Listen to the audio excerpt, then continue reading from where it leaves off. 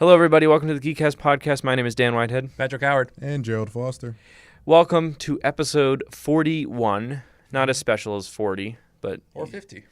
No, or 45 even, but you have to get to 45 by getting to 41, 42, so on and so forth. So here we are. 41's even one of those numbers where it's just kind of like, yeah. I don't even know like a famous athlete that uses 41. Yeah, 42 is Jackie Robinson. True. Yeah. Yep. Mm-hmm. There's probably a 40 out there, but nobody uses 41. Yeah. I don't think that's probably could be said about most numbers that end with 1. For some reason, it just don't look good on 11 uniforms. And 1, and after that, you're maybe 21 though. 21. But then, 41 looks weird. 51, I don't know. Whatever. Doesn't really matter. Today, we have a couple things to talk about as far as planned stuff, and then where it goes from there, we will see. Maybe we'll talk a little bit.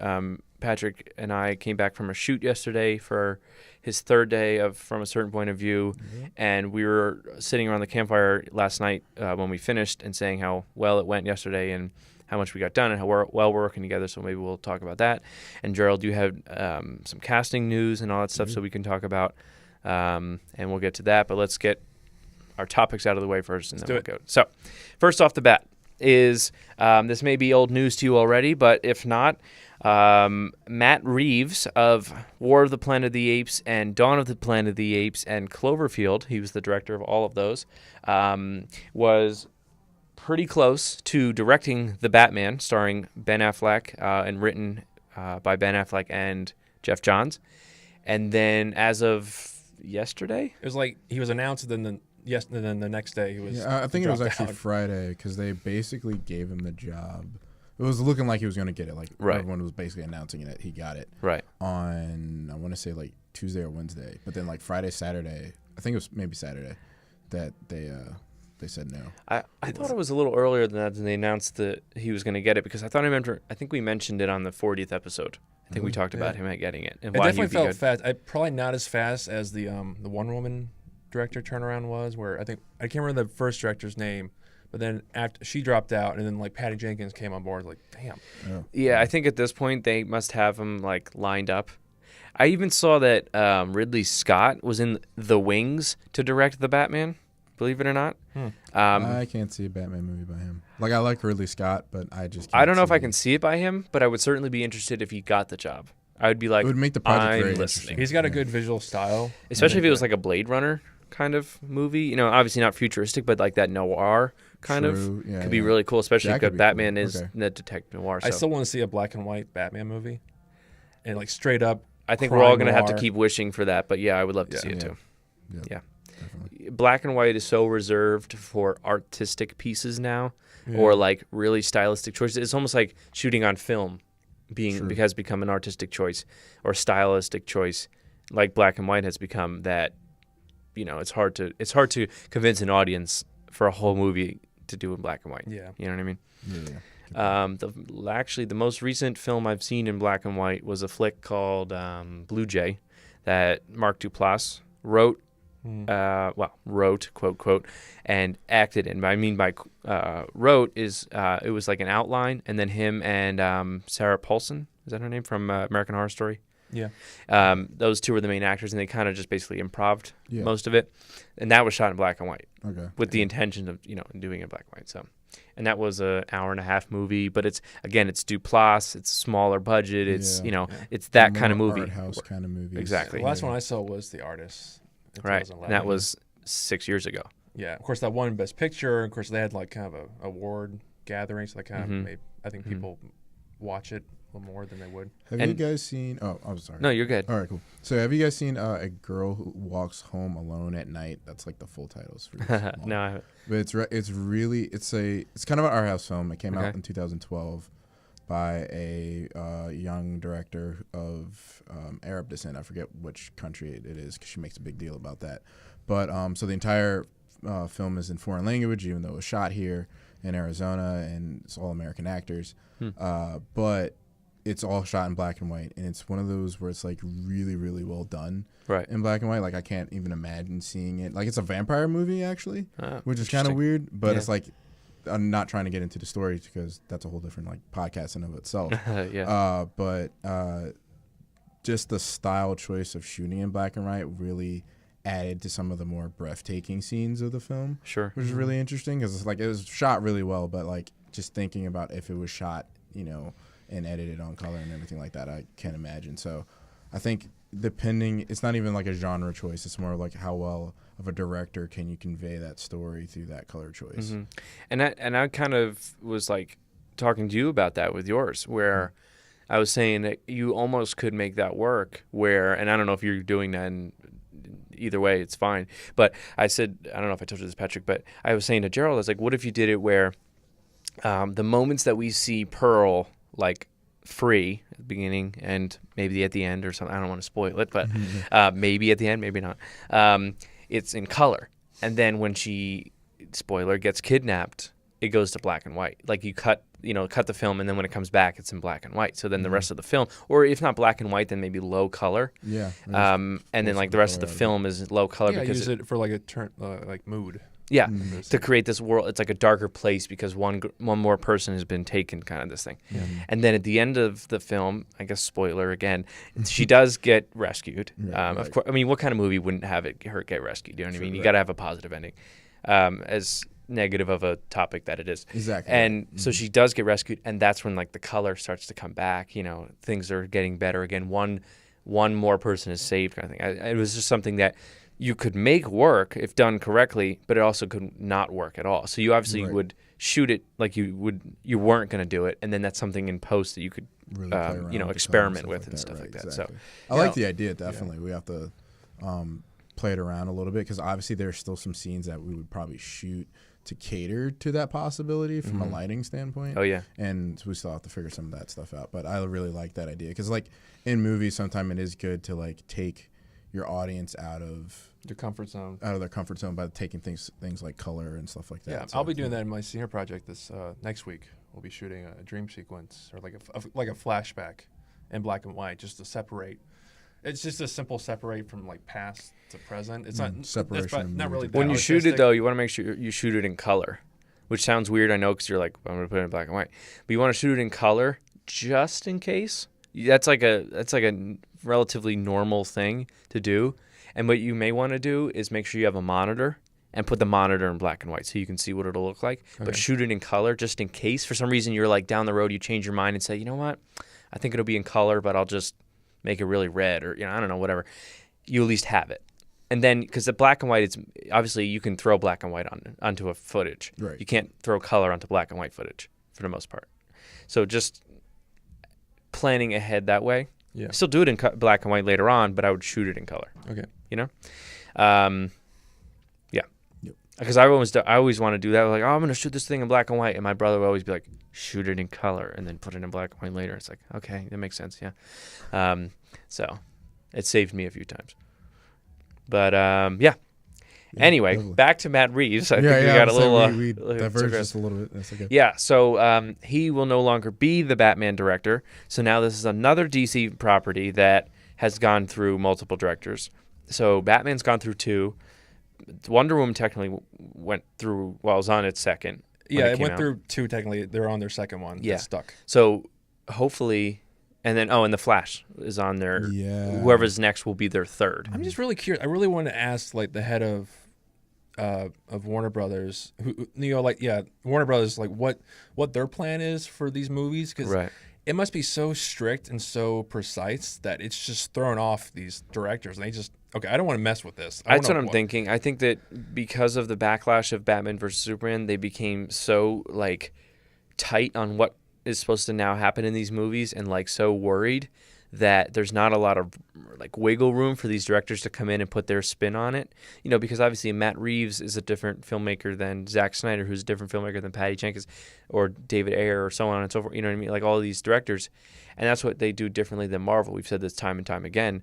Marvel, pretty much no matter what director they put in there, it's very much a seamless like look and style. Yeah, which Style, It's yeah. almost like a Like- television show in that sense. Which it's kind of like it's an impressive thing because they're able to keep their brand the same despite whoever they bring on. But it's also Right. like a criticism in itself is that if you bring a very distinct director on board, but really you just kind of keep the film the same as the others. There's no distinct difference. Then Right. It's like, okay. And then the you start to directors get don't have boring. a chance to add their own creative style to something as big and interesting as like a Marvel movie or like any other subject matter, obviously. But Right. but Granted, totally. like directors like Joss Whedon, like James Gunn, their style kind of fits the Marvel universe. Right, So their yeah. style doesn't really feel as different as like the previous like Iron Man movies or something like that. Yeah, and even the Russo brothers, you're like, we've seen 2 of their films now of theirs. We're gonna get a third one and fourth one with Infinity War, so they're almost becoming what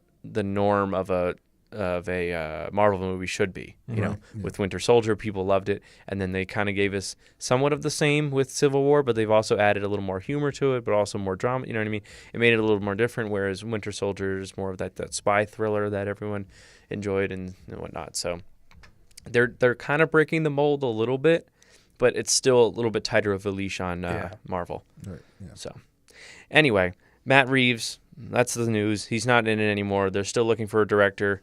We don't really know what the details were. Was it him that, he couldn't come to terms? Was it they couldn't make it work with him? We don't know.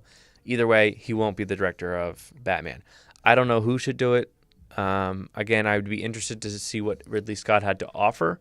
I know he was kind of not for superhero movies at first because it was kind of like just not something he was interested in. But I think he could do something different, something we haven't seen before with a Batman movie. I think my guess is going to be more of a younger talent. Because I think that's a good move. That's kind of like that's going around like with the Star Wars movies. They're picking more recent Trying directors. to find a younger director with not a lot on his portfolio. Which isn't necessarily a bad thing. I mean, it's a little bit more of a gamble, but you're also getting fresh eyes on this. Yeah, plus, I mean, they're clearly confident in those filmmakers. Like, they clearly like their style of storytelling, so they kind of want to. I'm thinking of a director. I'm about to look him up. Have you guys seen the Raid movies? The Chinese films? Well, Chinese, Japanese? technically whatever? they're Indonesian. Indonesian. Yes. I know they were in Force Awakens, like that cast. Yeah, the fight choreographers, which are also stars in the movie. Okay, so the director is Gareth Evans, and he doesn't have. He did one of the shorts on VHS 2. He wrote and directed the first 2 Raid movies, and so he doesn't have a lot on his portfolio. So he's kind of a younger guy, but I would be interested in seeing him do a Batman movie. Simply based off of, if you see the Raid 2, he does a great job of like expanding this. It's this big story about this one character, and I think they're obviously slightly different. And Batman has a huge history that you have to like build into whatever movie you do with definitely. him. And there's a very specific type of character, especially what they're doing with this particular version of Batman. But at the same time, with a movie of that scale, I think Gareth Evans would be a great option for that, as far as like giving us that character development of Batman, and as well as being able to really tap into that action side, because he shoots action very, very well, and he's very hands-on with his action team and stuff like that. So I think that made me think of someone for me to direct now that I'm thinking about it, and it's a good transition for what our next, or one of our third topic is going to be. So we'll go out of order. Is I'm going to say the director. In the first one, it's the co-director. In the second one, he's the solo director of John Wick and John Wick 2. Yes. I was thinking of them too. Because I was like, the more I'm sitting here and you're talking about the Raid, and they're actually going to be making an American version of the Raid. Yep. So that's new news as well. And I was sitting here and I'm like, oh, wait, I just watched John Wick, and that was really good. And those directors are really good. So the guy I'm thinking of, and I'm going to butcher his last name, so I apologize, is Chad is his first name, and then Stahelski. We'll go with that. I haven't figured out how to pronounce it myself. So, so he's a big in the stunt community. Him and the other director, who's actually going to be doing Deadpool 2, so he's out of the running at this point. But since he's coming off of 2 really successful John Wick films, especially now I'm hearing the second one. We're going to get Gerald's review in just a minute. And he knows action well, clearly. He knows how to. I mean, the John Wick, at least the first one, felt relatively kind of noirish. Yeah, he actually had a really good look, had a good use of color, I noticed. Yeah, and I think that, like, if they do a lot of that kind of stuff with a Batman movie, it could give it a little more fresh take. Could give you a good blend of comic book kind of and grounded material and stuff like that. So I'm going to say him for the director. I'm gonna of Batman. say I could see that as well. Yeah. I'm gonna say Tim Miller, even though he recently did Deadpool, but he definitely made Deadpool. He brought more of the comic book nature into the movie, since he also started, I think, in animation. Right. And since Deadpool is probably the most cartooniest of the superheroes or anti-heroes in comic book history, I think it would be interesting to have him tackle Batman to bring in more of the spectacle from the comic books. Okay. And more, I think it would be more stylized, but hopefully some good action too. Now, here's the only thing, though. It's not to rain on your parade, Patrick, but he was just confirmed to be directing the Terminator reboot for 2019, Wow. with James Cameron's coming back to produce. Interesting. So I figured they were eventually going to reboot it. and they're trying to find a way to not have it be Arnold anymore. It's kind of supposed to act as like a sequel and a reboot, which I thought was what Genesis was supposed to be, but Genesis really nobody saw or cared. Yeah, I didn't even get a chance to see it. So. I also don't care for like another Terminator, just because I think the first two were really good, especially the second one, as most people would say. Third one was fun, it's interesting, and I think it was fine there. But yeah, so Tim Miller would have been a good choice, definitely, but I think he's as of right now is doing the Terminator. Yeah, definitely. But so I guess now, since we did mention John Wick, we'll kind of go to that next, and then we'll come back to the other thing. So recently, I know this movie's almost 3 years old, but I finally saw the first John Wick. Greg and I sat down and watched it, and absolutely loved it. And it was funny today, before we got here, I had them decide it was 6 like action heroes. It was James Bond, Jason Bourne, the accountant, and I forget Ben Affleck's character's name in The Accountant, but him, Christian Wolf, thank you. Yep. John Wick. It was Denzel from the Equalizer. Equalizer, and I can't remember the 6th person. Oh, because I've seen that meme. I know exactly what you're talking about. Actually, I might have it saved in my phone. Yeah, and it was like basically pick 2 to protect you, and the other ones were going to try to kill you. Which that would be crazy. All 3 of us first picks was John Wick. Oh yeah, John Wick. And then I think all of us said. I said Jason Bourne. Jason Bourne, yeah. I think we all were agreeing in that. The Accountant and John Wick. That would be my 2. It's funny because I wouldn't pick James Bond. I love James Bond, but he's more Flash. Oh yeah. Yeah, he's not a good. Like, he's not really the greatest fighter. A protector. Yeah. No. Everyone on that list would definitely kick his ass. Mm-hmm. Yeah, it was James Bond, Jason Bourne. Who's that bottom corner one? The bottom right. Jack Reacher. Jack Reacher. Played by Tom Cruise. Yeah, we're good. He's cool. Like in his own movie, he's definitely great. But compared to everyone else on this list, like even for me, it was either John Wick and The Accountant, or maybe The Equalizer, simply because he can use literally anything, and that's the cool thing about that movie. Like, he goes into a hardware store without a gun and takes out like 12 guys. That's true. That was a good flick. So that was John Wick, just because he had the martial arts and the combat training, I was just like easy. And then Jason Bourne is kind of like Denzel, where he can grab like a pen and just like kill a guy with that, or like a rolled up newspaper or something. John Wick's killed 3 guys with a pencil. Wick is kind of like Bourne though in a way too. So maybe I would change it. I might say The Accountant too, just because he has the sniper training, so it could be good for like in the distance, like a guard kind of overwatching kind of. Move you out of the country. Like he works with so many different like organizations and entities, and like stays alive on his own. Right. So like he just is literally outthinks everyone. So he could outthink basically everybody else on that list, I feel like. Yeah, so maybe I'll change my answer. I'll say Christian Wolf, and I'll say John Wick. John Wick wasn't going to change. I'm keeping that one. Okay. Right, so I saw that movie. Absolutely loved it. I thought the fight choreography was great. I love that they actually did it in wide shots, which I was watching an interview with the directors that said they wanted it. They didn't want that shaky cam style, because it was actually an interview on Honest Trailers that they were like interviewing them, and then also going to show them the Honest trailer of John Wick, which was pretty well done.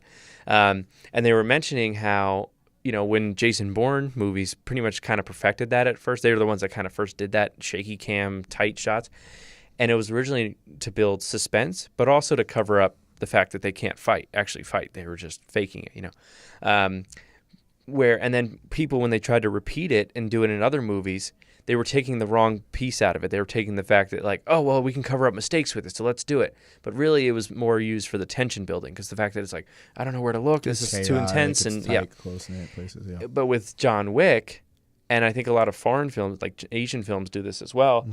Kung fu movies is they'll do these wide shots, and then these fighters and these stunt guys and someone like Keanu Reeves, who's well trained, are expected to actually like hit. And I mean, they're not hitting each other in the face and stuff, but they hide it well, and they in a way they take some of these hits. Well, yeah, they take the hits. This is like a huge problem in American action movies. Is these editors seem to want to cut on every punch and impact. Yes. Mad Max didn't do this because actually George Miller's wife, which was like her first edited feature, and also she won the Oscar for it too as well. Yep. But they always want to punch like on every impact in a fight sequence. But yeah, if you look at like all these like these kung fu movies, you'll see at least 3 hits in one shot, and then they'll cut to a yeah. So angle. you get a sense of rhythm to the fight, and you can kind of go with it. Yeah. But yeah, so John Wick's moment. There's one scene in my mind that keeps replaying. It's hard to describe, but that part, I don't know. That part scene was cool. Was it the club? Was it the club sequence, or was it the first time he gets jumped in the house? It was at the club, and it was kind of like, I just remember him like kind of tucking and rolling, and then he's coming up and like fighting guys. But the one when they attack the house and he jumps from like the staircase to the other part, I was like, I could do that. I was like trying to think, I was like, I could do that. Some of the other stuff I was like, maybe not. I could do that. Right. But I was like, I think I could jump from that staircase to the other thing. But yeah, I loved it. I thought it was so cool. I mean, Keanu Reeves is not the strongest actor. I think he knows that. That's why he's a better silent. He's the silent, like, but he's got that 1,000-yard stare, and like he's just like that. Like you look at him, he looks scary. You know what I mean? But like then he talks, he's like, whoa. Yeah, of course I'm the hero, kind of thing. And you're like, it kind of takes you out of it. But I think this was the role for him. In that Honors trailer was saying like, this is his 9th role as a guy named John, or something like that. Sure. And I was like, yeah, I guess it has been that many. But yeah, I loved it, and I'm very excited to see John Wick 2, which Gerald's going to give you a spoiler-free review of the film, because I haven't seen it either. So. All right, so I just saw it last night, so I'm still kind of coming off the high of it. Mm-hmm. But if you are any person that enjoys action movies or saw the first one and loved the first one, you need to go see the second one. Okay. And it's mainly because they do a great job. So the first one's like a good standalone movie. Like they didn't really need a sequel. Right. But they do a great job of taking something that was simple and self-contained from the first one and really expanding upon all that the first one had to offer. So if you're familiar with the first one, there's that world of assassins that he's in that you get a kind of a glimpse of because of the hotel. It's called the Continental, where like everyone has those gold coins and you have certain rules and regulations and everyone's all dressed up in suits and very professional about it. So they really blow up that universe for us and give us a quicker like insight, like without giving us every single like rule explanation in detail, but we get a more idea of like what this is like in his world. And they do a great job of just like taking everything that we loved about the first one, so all the action sequences, and just kind of blowing them out of the water as far as like, all right, like there's a scene that kind of tops the club scene from the first movie, and they do a great job of really like expanding those fights. The cast they put around him is really good. Everyone came in really well prepared. And it's a more, if you've seen the Raid movies, I'm going to compare it to a couple of different trilogies so you have an idea. The first Raid movie was great. Then the second one really, kicks up the series and everything like that, and does a great job of like just really expanding upon the characters that it introduced and everything. So that's kind of what this one did, as well as like from an action standpoint, just improving upon everything that we liked. Mm-hmm. So it's the same kind of style of not a lot of quick cuts. We can see everything. The fight scenes, of course, are fantastic. The gunfights are great.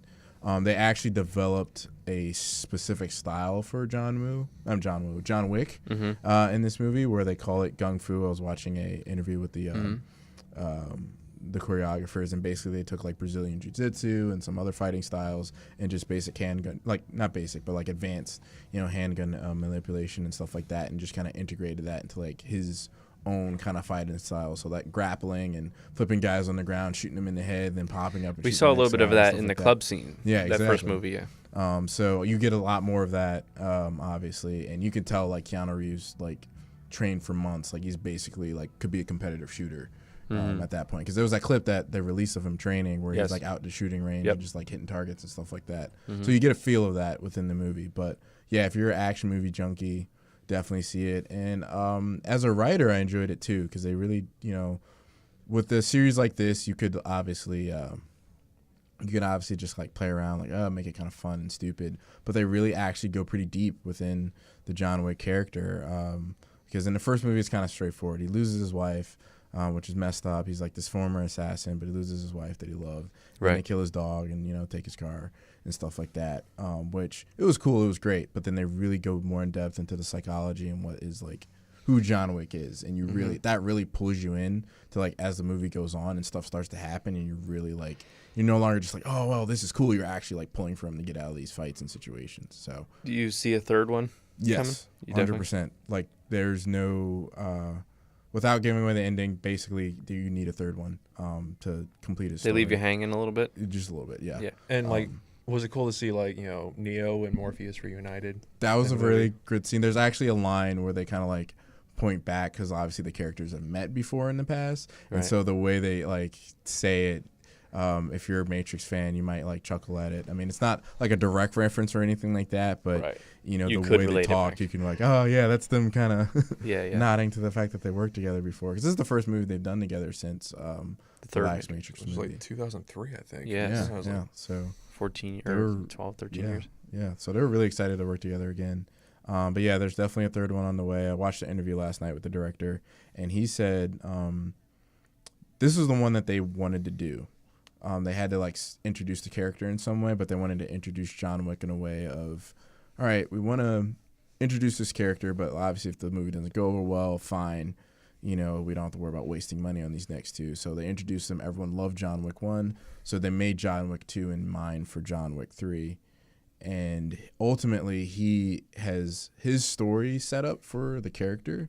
He said is similar to how Lucas did the prequels.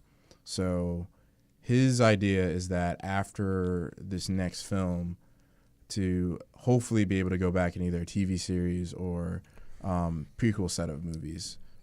Of young John Wick. I think you could do something with the Continental alone. Like a TV series. You could just build up all these other assassins. As long as it's on like a higher quality channel like a HBO or Showtime like or Fox. Even AMC. Yeah. Fox maybe if they do something like a Gotham. Fox is not going to give it a chance though. That's my problem with Fox is that you have these good concept shows that need a little bit of time to like build an audience that they like will axe after the first like 15 episodes. Right, because with Gotham they're going off of the Batman mythology, so like there's kind of already fan base. It just made me think because they kind of have not a similar look, but they just have this like both kind of this noir-y kind of. Yeah, I was going for Fox thing. Yeah, I think especially the lead like the guy that the black gentleman the Continental that he tried I forget his. He's in Fringe. Yes, plays I can't remember his name. He's the innkeeper or like the hotel manager. Yeah, it'd be cool if they could actually at least have him. From the movies and the TV show, and that he could be like kind of the connection. Maybe it's just circled around the hotel and the staff, and then like there's one consistent assassin that's always like coming in and working. Yeah, it'd be cool there. if like Ian McShane could like make a couple cameos because I think he runs it. Yeah, he owns the Continental in New York, whereas because there's different ones because he goes to Rome and there's a different guy that owns that one. So it's a giant like interconnected organization, obviously. But yeah. I bet you if they, especially with TV being the way it was, there's a way that they probably could get Keanu to do a TV series. I think I'm gonna say he would, especially again like if it got to be on HBO or like a show like that, and they were like, all right, we're gonna do 10 episodes, and they just filmed it in like a big block like they do.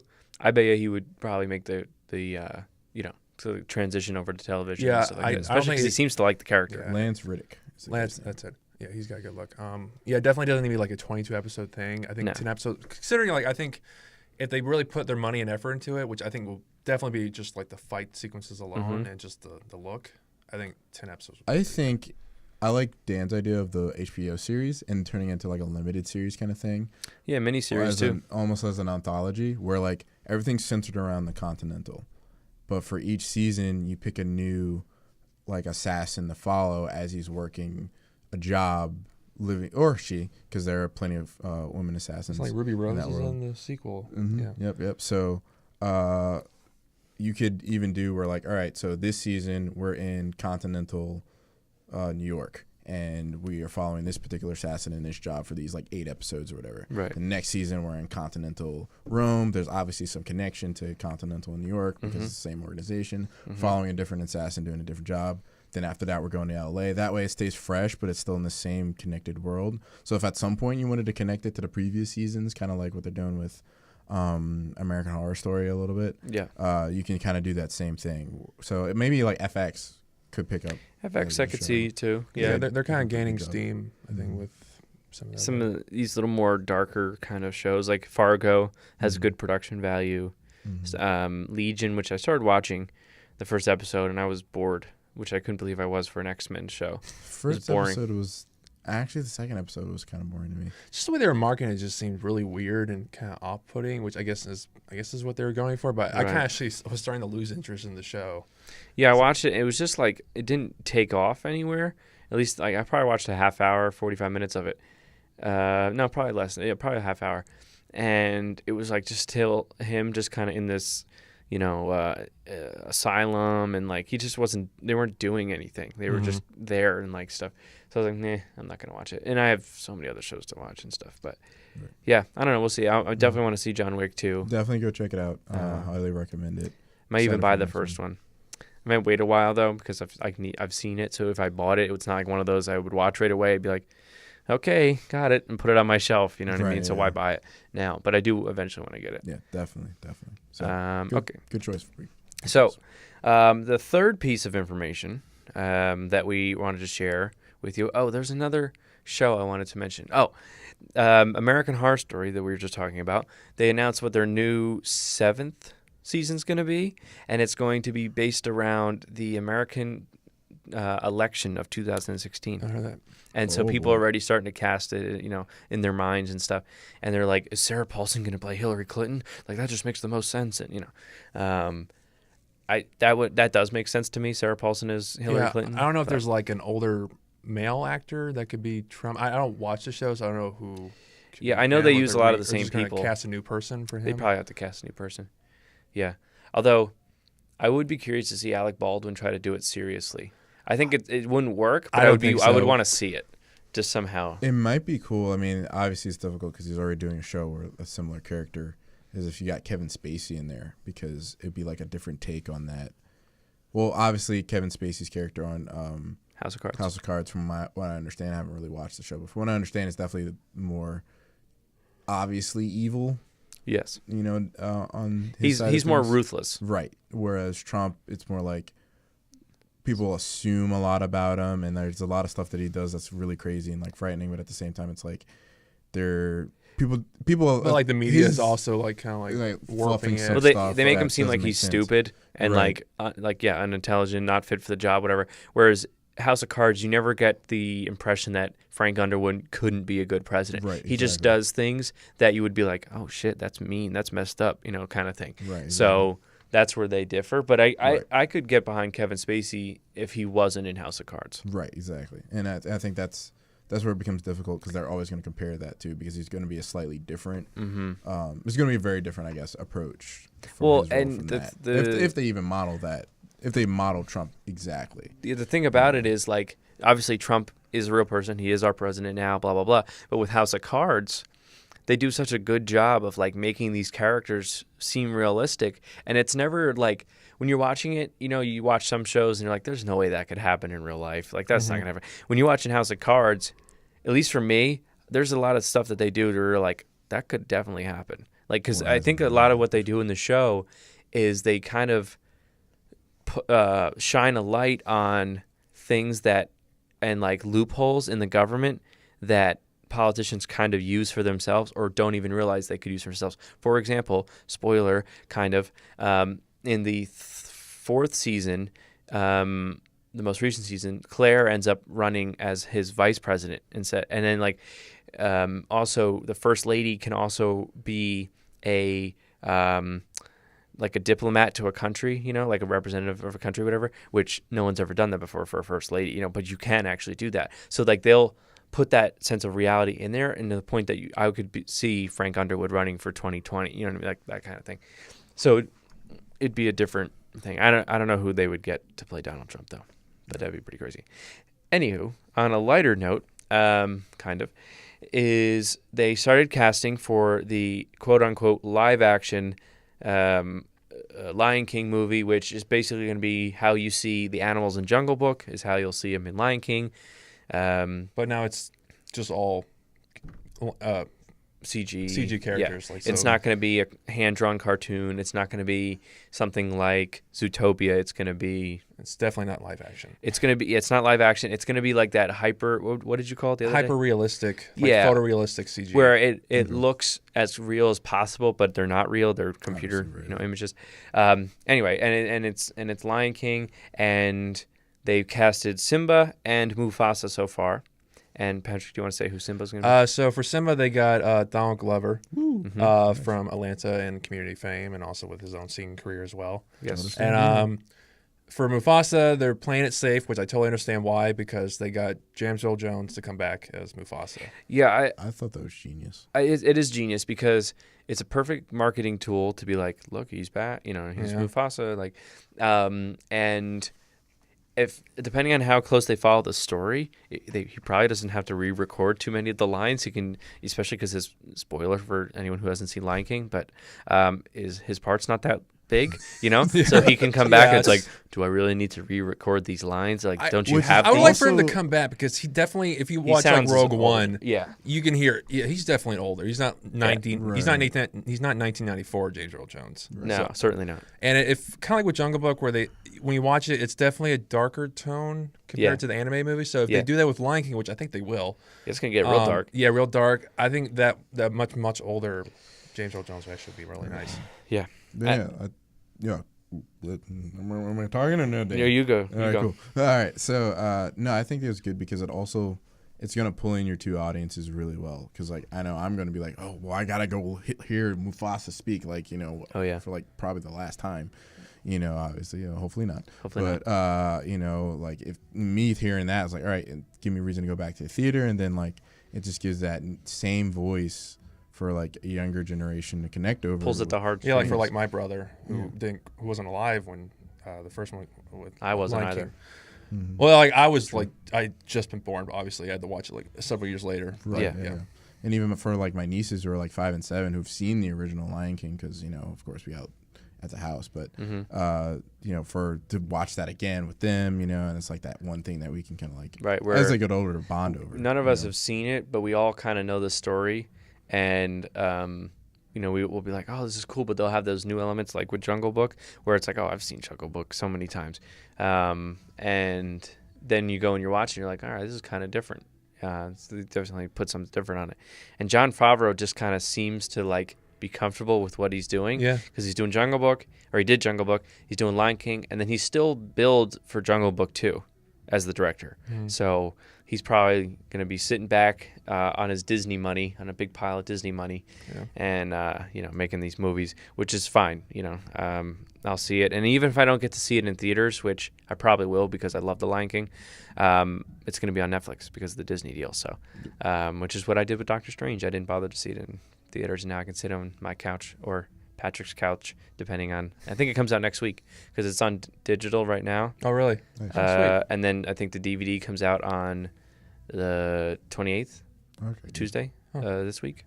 Is that next week? It's next week. Next week. So I think probably the first week of March or so, you'll probably see it on show up on Netflix like Civil War did. Watch it again, yeah. Yeah, so I want to watch it. So I'm excited for the live action. I gotta stop saying live action. It is live action. We'll call it live action. For now, we'll call it live action, even though it's all CG. I'm excited for a more darker tone, and maybe if they try to, because for all who have seen Lion King, it's a Disney version of Hamlet, essentially. So it'd be interesting if they try to be closer to Hamlet this time. Maybe bring some key elements that they kind of went over. I'd be fine with that. Yeah, just to make it more of an adult feature. Now, so they bring back James Earl Jones as Mufasa, right? Mm-hmm. But they got a new Simba. So, do you think that they're maybe going to go for more like African American actors, just to have like that African tone? Like Black Panther. Yeah, like a Black Panther feel, or do you think that they play it safe again with someone for Scar and go Jeremy Irons again? I think they're going to do kind of a combination of both. Okay. Mhm. Whereas there are going to be certain characters where they're going to want to have a more ethnic or Afrocentric sound. So obviously, Rafiki, I suspect they're going to try and get someone, I hope so. with that, from with that Africa. type Although of I'd love to voice. see Rowan Atkinson back as the bird. Yeah. Zazu. Zazu. Yep. I would Yep. love for him to come back. Of course, he hasn't made a movie since that last Johnny English movie. Yeah, Reborn or Reboot Reborn, or whatever. So, but yeah, I think for certain characters it'd be cool, but I wouldn't necessarily want to see them like do that with the entire cast, No. obviously, Mhm. because since it is still voice. It's a voice casting thing, know. You're looking for people with good voices, so I Right. don't want them to just cast someone for the sake of, oh look, we have an all black cast for African character. Like, that's always been characters. controversy for. I want them to have a good, set of voices. I mean, obviously James Earl Jones is great. Donald Glover, I think, is an interesting choice for Simba, but Definitely. I think it's a good choice at the end of the day. I think he'll be fine. We'll see, obviously, how it goes. He may only be playing younger Simba. He may be playing full-on Simba. I don't know, because his voice is a little higher. I think it's just gonna be adult Simba. Right. So, but I think that's a good choice, obviously. But because I love Donald Glover. But at the same time, at the end of the day, I think they should cast based off of good voices. So if they actual can get talent. Yeah. Jeremy Irons back to play Scar, awesome. If not, I want another scary British voice to kind of go behind it. Personally, I think that would kind of work. Yeah. Like maybe Ralph Fiennes or somebody like that. I wouldn't want Benedict Cumberbatch because the thing with like Jeremy Irons, he's kind of got more like a feminine British accent where he's a little more posh sounding. Yeah, snooty. Snooty, yeah, where Benedict Cumberbatch is definitely just more deeper bass. He relies. It's relying on the bass voice in his voice, which worked for Smog, the dragon. And you don't want to overuse anybody's voice, and like if they're in too much, then it takes away from their characters, which is I'm already starting to see with Josh Gad. We were talking about, I think this morning, where I said he's Olaf, and that's where I always kind of remember from. I'll admit I've seen Frozen more than once, so he's that, and he's also the Yellow Bird in the Angry Birds movie, and he's kind of playing essentially the same character, like the hyperactive kind of silly character, the comic relief character, and because he has that kind of voice, and then he's in Beauty and the Beast, another Disney live-action movie where he's playing the goofy, silly character, you know what I mean? So hopefully it doesn't become like a typecast of like, well, we'll just get Josh Gad for it, or which I guess in a way Mufasa is, or James Earl Jones is in a sense. But well, I mean, yeah, it's just a nice connection. Yeah, I mean, yeah, like whenever you see or hear James Earl, you really don't see his characters except for like Darth Vader, perhaps. But you always just imagine James Earl Jones, really, not really his characters. Right. So like with The Sandlot, I just see James Earl Jones. I don't see his character that he plays. Yeah, what is his name? Mr. Bailey? I can't remember. I don't know. Yeah. But yeah, no, I totally get that. So yeah, I wouldn't be opposed to Jeremy Irons, like Gerald said. I would be fine if they found somebody else. Like if James Earl Jones, I keep wanting to say Mufasa. If James Earl Jones is the only one that comes back from the animated movie, I think that'd be fine because I think he's the only one that needs to come back. I think they could fill out everybody else is fine. When we were first heard the news and we decided to make our own like fan casting, the one I had for Scar was James Spader. Okay. For those who don't know, is Ultron. He's Reddington from the Blacklist, and he just has that kind of like almost calculated and snooty kind of, but American accent. So if they want to keep American, then they could go with that. And then I had, of course, Liam Neeson was the obvious choice for me for Mufasa, but doesn't matter now. Simba, I think Simba was our hardest one. We couldn't figure out who adult Simba should be. Because it's Matthew Broderick is the original Simba, and you're kind of like, he has a voice it's distinct only because it's Matthew Broderick. It's Ferris Bueller. It's like it's nothing. It's nothing that's inherently, I guess, special. Like, there's no weird accent to it or anything like that. So it's kind of like I don't want to say anybody can play Simba, but at the same time, kind of, sort of. Yeah. He wasn't. He was probably not to say he wasn't my least favorite casting in Lion King, but he wasn't like my favorite part of Lion King. Oh, yeah, He was just like, oh, he's fine. Simba. Yeah. Even Simba the character was like, Well, yeah, I mean that's the case for a lot of those chosen one kind of characters. Yeah. Like with Harry Potter, I like Harry Potter as a character, but I really don't think he's the most interesting out of the whole universe. There's definitely I think actually Hermione's a little more. She is more interesting. Ooh. Snape is my favorite. But Speaking of the interesting characters, Timon and Pumbaa. Who'd you guys come up with? I would love to have Nathan Lane back as Timon. Yeah, I think we also had Aziz Ansari for Timon. I like Could be that. kind of Okay. interesting. If he did something a little different with the voice, like maybe try to add a little more bass to it, could be kind of fun. And Pumbaa, we were having a tough time too because you need a very like barrely voice. You could go obvious John Goodman. I think I. But I think he's in too many. He's obviously Sully. He does another voice too, as an animated character, and I can't think. It's like not for Disney. It's like DreamWorks or something. He does another animated. And if we're kind of doing like more like just American accents, I think for like Sarabi, Simba's mom, I would do like Octavia Spencer or Viola Davis. Ooh. Viola Davis or Because Octavia Spencer, both of them. Yeah, I mean those two are like kind of the hot ticket actresses right now, especially And they have Viola really Davis. distinct, good voices too. Yeah. Mm-hmm. I think I would want Octavia Spencer over Viola Davis. True. I can't think of a current popular like African actress. Lupita Nyong'o. Oh yeah, that's true. But she Maybe was for Nala. Yeah, but she was also in Jungle Book. Oh yeah. Yeah. Yeah. Poop. Timon or Pumbaa. I want to get Pumbaa. Let's see. Before we go here, we'll think about Pumbaa. Jack Black. I would see him more as Timon. Yeah. Really? Okay. As a Maybe skinny Jack Timon, Black And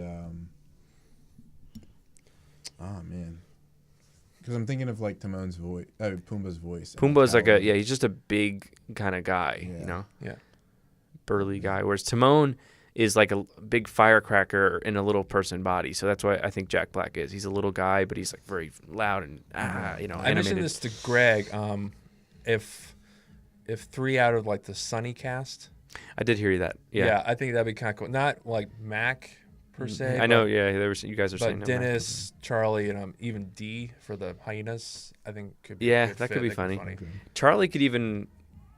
I could see him being like out of all of them. If they were to pick just one, it would definitely be Charlie, to be a hyena. He even could be an interesting Timon. Maybe I wouldn't pick him, but I could if they did. I wouldn't totally be mad either if they picked him as Timon.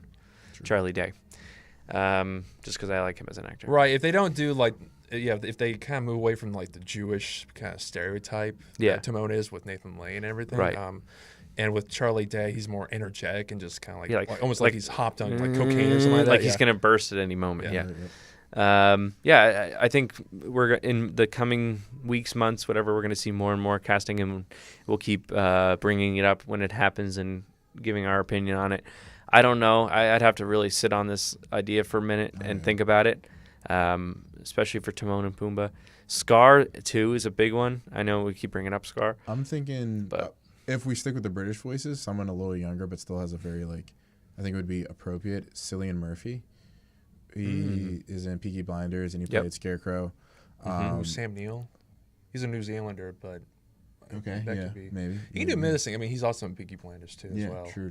Yeah, I think it's like Cillian Murphy because he has like a calm kind of voice when he like his normal speaking voice, but yet it's still it's a little like on the where you're getting at, kind of like it can be calculating. It could be a little. And you could definitely buy him as the younger brother too as well. Right. Yeah. Yeah. You know, it can be kind of that sarcastic, sassy side. The one always Star scheming has. in the background, kind of. Yeah. Yeah. Well, first off, I should have said this earlier. Apologize if you hear any weird music in the background. We're in the radio station. It just happens to be kind of popping tonight in the Rockland There's marketplace. like 20 people in there. There's quite a lot of people, and then the music just happens to be a bit louder. So if you hear any of that kind of stuff, that's what that is. We tried to. Dead, so I don't turn even it know down. why they never Yeah, I bump know. music when there are a lot of people here. Like a total Yeah. 15 or maybe 10. Yeah. Yeah, I tried to turn it down as best as I could, but I didn't want to totally turn it off. Regardless, that's pretty much what we had to say. Do you guys want to talk about your senior project at all? We're at about 15 minutes. Yeah, I mean, we just wrapped day 3 of my senior project from a certain point of view yesterday. Woo-hoo. The footage looks great. Yes, fantastic.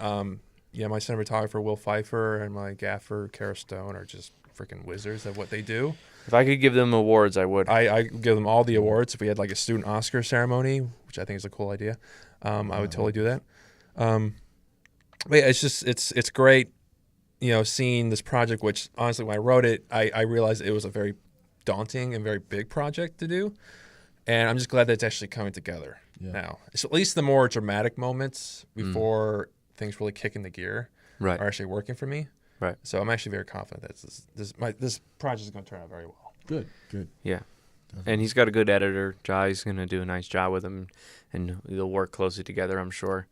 Yeah. I think your biggest challenge going forward, and we've talked about this before, is the coloring and just giving it a good look. Yeah, I definitely don't want more. I don't want the washed out kind. No, it doesn't work for Which it. is what the Blackmagic kind of just films as. When you have it in film Yeah. setting, there was the mistake was made that we forgot to change it back to video setting, which would add more color to it up front. So we shot more film, and that means that you have to do more coloring, basically. The other days we shot video and Yeah, whatever. which I think common mistake. if we had the coloring to like the shots where it's supposed to be moonlight, if we Yeah. pump up that little blue a bit, I think it's really gonna pop and really look great. Yeah, we'll show you afterwards, Gerald, some of the photos if you haven't seen them already from Facebook. Yeah. You saw them? I saw a couple of them. I haven't seen all of them. Okay, yeah, we just put up. So those of you, if you're listening to this now, and you haven't seen them already, if you go on our Facebook page, I'm going to be putting them up more tonight, being Sunday. Some more shots of what we filmed so far from all 3 days. You can get a little inside peek on what we've been filming and what the footage. I can't speak today. Wow, what the footage is going to look like. There we go.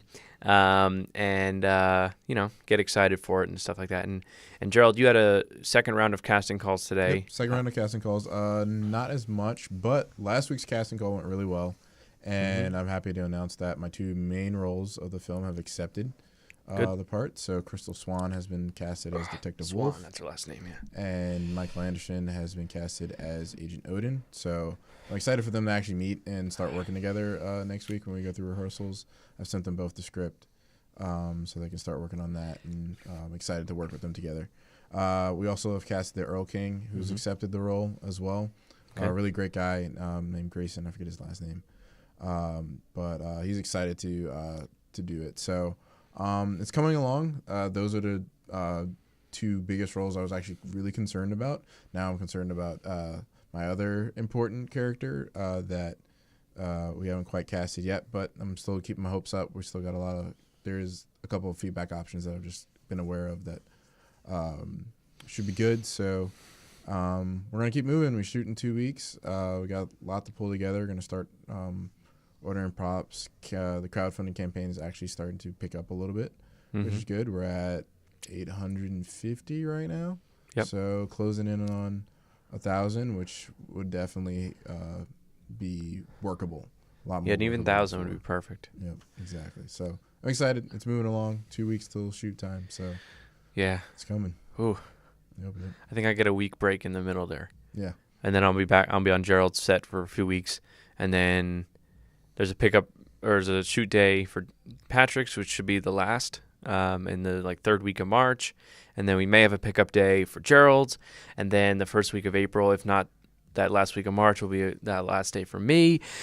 And then the month of April, I won't be on sets anymore. We'll be all editing. So I have to say, Mike being casted as that, even if he wasn't, he's shown more support for this project than I've ever seen anybody support. You know what I mean?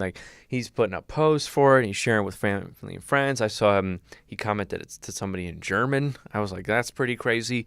I guess some friend in Germany. So really thankful for him for showing such a support for this project. It's one that I know is really important to Gerald, and one I've come to find very important for myself as I've talked to Gerald more. We're just trying to do our part, and we've kind of explained it all. We won't go into it again, but we kind of explained our reasons for being here in a video we did. It's on our YouTube channel. It's on our Facebook page. It's on the Where the Streetlights Don't Shine Facebook page. as well. Not. I don't think it's on Geekcast. I thought we Facebook shared page. it. I think we shared it on Geekcast, but it's officially on Where the Streetlights Don't Streetlights. Yeah. So do check those out. Please, not subscribe. Like our page. Follow us. Spread the word. Yes, spread the word. Donate if you can. Any money that we don't use, as Gerald said before, we're going to donate to foundations that help victims of human trafficking and sex trafficking and all that stuff. I always said good stuff. That wouldn't have been good. All that good stuff. Just like that expression, you know? Yeah. That wouldn't have been good. Still said it. Huh? You still said it. I still said it, but I didn't. At least not in context. I didn't say it in Yeah. the context. That would have been really bad. Yep. Oh man. So I would have been like, I'm sorry. So all that stuff. Yeah, we're gonna do it with, even if we didn't have money, we would still done it. We would have figured it out. Yep. Yeah, but we do appreciate everybody's support, and I am looking forward to starting it. Yeah, I think it'll be really fun. So that's it from me. I don't know if you guys had anything else you really wanted to share. Nope. From this week. No, I'm good. Patrick, you should be doing Holy Podcast soon. Yeah, hopefully. I know Nate Schrader, who will be my co-host, I think he's starting his senior project, I think is in a couple of weeks. I'm not sure if it's this upcoming week. Okay. But I'm still working with him. We're still finding a time where we can at least watch some Batman material and then come here and talk about it. Watch or read or do something. Yeah, and if there are still time constraints, it might not be a long episode, maybe at least 40 minutes, but I think that's fine. Yeah, I mean, as long as you're doing it and you're having fun doing it, and that's all it's all about. But I just wanted to make sure people knew about it. So it is still happening. It's still happening. Just fine tuning it. I think we're planning on maybe reviewing the 40 serial Batman. Interesting. And okay. also the Adam West Batman TV show, because I have season 1 of the TV show, which is amazing. I love the TV show. I understand people who don't. And also the movie as well. I just think just kind of combine the true campy Batman shows and material. Okay. And just kind of talk about that. Sounds good. And then where we left off, because we kind of started, the three of us did the first episode, and we did Batman 1989, and then we did the animated series. And then I think, yeah. And then the second episode was Batman Returns, right? Yeah. So the fourth episode, if you continue on that timeline, you'll do Batman Forever. Yeah, Forever. We'll Or maybe combine the Schumacher movies or something. That might be a good idea. We might just combine the do them Schumacher, because we could have a whole episode on that. And you can almost do almost 2 episodes probably on just the Dark Knight trilogy. If not, if I were to do that, I would just do 1 episode on Batman Begins, right? And then the second one would be Dark Knight and Dark Knight Rises together. Those two connect better than they do. Begins. And in terms Batman of color Begins, palette, you could definitely tell. And Batman Begins, yeah, that's true. Batman Begins is developed enough that it could be its own. Like you could talk about it enough. Oh, yeah. A whole movie. Oh, yeah. I mean, it's one of the best origin story movies I've ever seen. Yeah, it's one of my favorites. I go back and forth on which one's my favorite of the 3. It's usually Batman Begins, believe it or not, just because I love that origin story and I like seeing him rise from like nothing. But they're great movies to talk about. And then of course you'll have Batman and Superman to talk about. So you'll have plenty of material for a while. You can always get into comics and stuff too. True, yeah. So, but yeah, be on the lookout for that. Hopefully you'll have an episode out by the end of March. Hopefully. If that goes well. And that'll probably be more on a bi-weekly basis. We're going to do a bi-weekly schedule because, like I said, March is I think it's the busiest month for seniors for shooting, and Nate will be shooting his. Yep. So we'll just keep it bi-weekly. Yeah, and the other good thing about it is you could almost stockpile those. If you could almost record 2 episodes in a night and then just release them. Yeah, we could. If you wanted to. That might be a good idea. Just take a block of time, like 3 hours, and do a bunch, and then break it up. And yeah, I definitely want like the night before we come together and kind of rewatch the movies. You guys are happy to come along too as well. Well, if I'm at the house. To watch anyway. I'm already there. But yeah, that's a good idea. Yeah.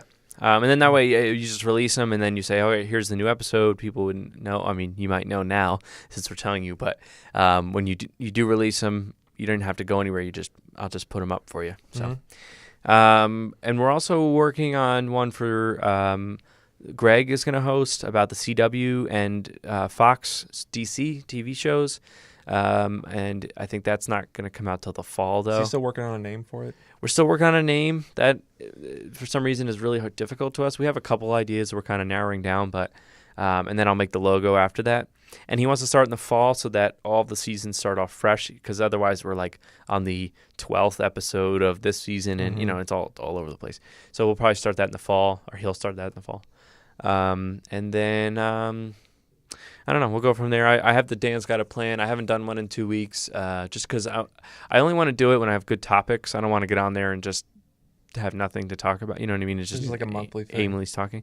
I was thought about it when I was driving home today. Maybe I would do it monthly and then like build up some story, good research and whatnot, and do that. So look out for it. I don't know when the next one's going to be, but I did like doing it, and we'll keep you posted on that.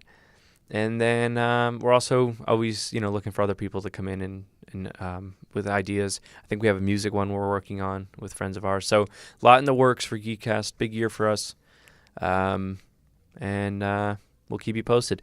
Remember to always support your local artists and make your own art as well. There's no bad art. There's no good art. No, there is good art. There's no bad art. Art is subjective. It is very subjective. Yep. And if you think it's good, then it's good. If you think it's bad, then it's bad. All that good stuff. We can go on and on about it. But Patrick? Yeah, guys, be sure to check us out. Same Geek Time, Same Geek Channel. Peace. Yeah.